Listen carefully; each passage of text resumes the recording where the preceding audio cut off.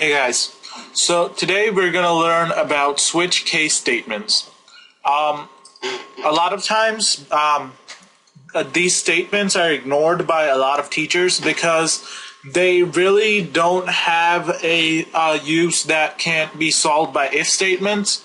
Um, but I still like to use them because they look really nice and just formatting is really nice if you use switch case statements. So how we're gonna be using them for our demonstration here is we're gonna again use that calculator.java program that we made in tutorial number 6, I want to say. So yeah, and we're basically going to be replacing this whole thing of if and else if statements. So we can go ahead and get rid of that for now and replace it by our switch. So the way switch works is you type in switch, then you put in the thing that you want to check for. So that's operator for us. And you'll understand this better as I say, as I show you. And then you want to say case, and then you want to put in what you want it to be.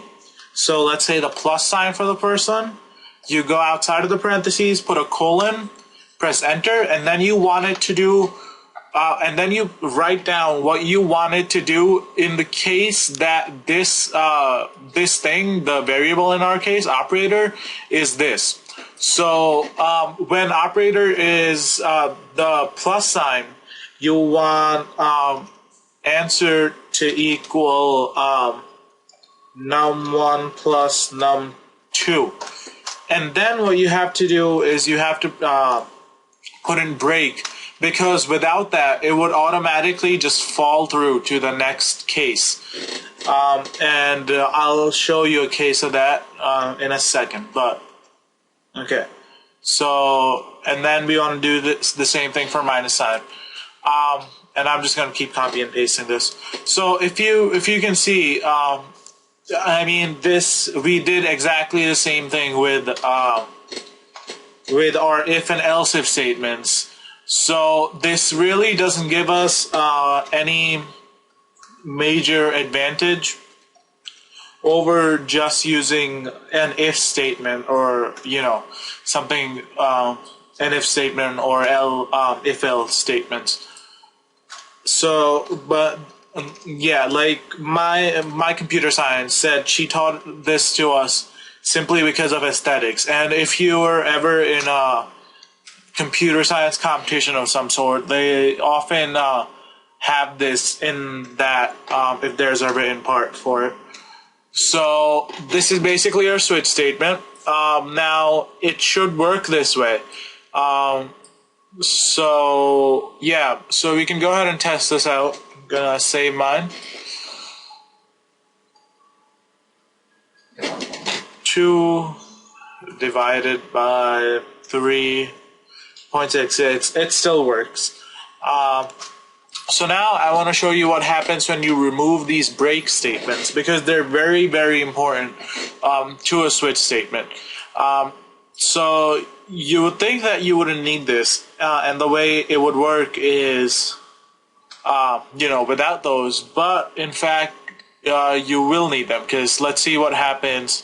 Say, I say 5 plus 2. Now it says 2.5. That's certainly not 5 plus 2, but that's 5 divided by 2.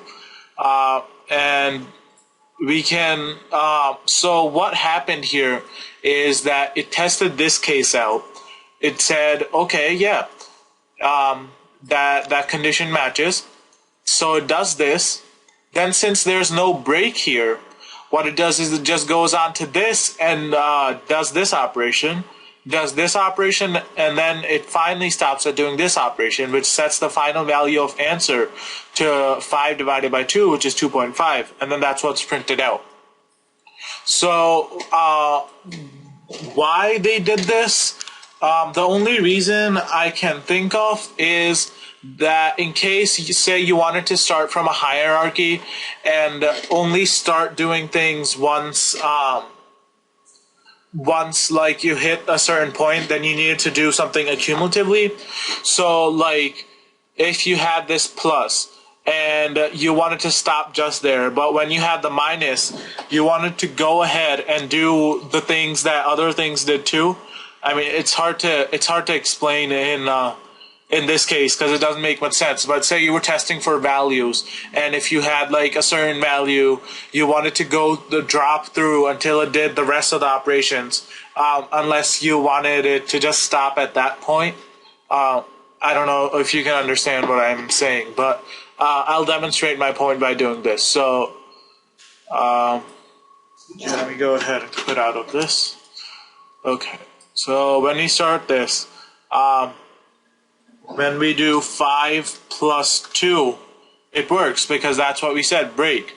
But if we continue and we say 5 minus 2, what it does is it drops to here, and then drops through here before breaking. So as you can see, you can manipulate this to your advantage. The only way to get really good with these is to just practice more. One thing is though that these only work with your number types and the char. So it'll work with doubles and ints and longs and all that stuff. It'll work with chars. But it doesn't work with strings. So you can't try to use a string in here. So that's the only little warning there.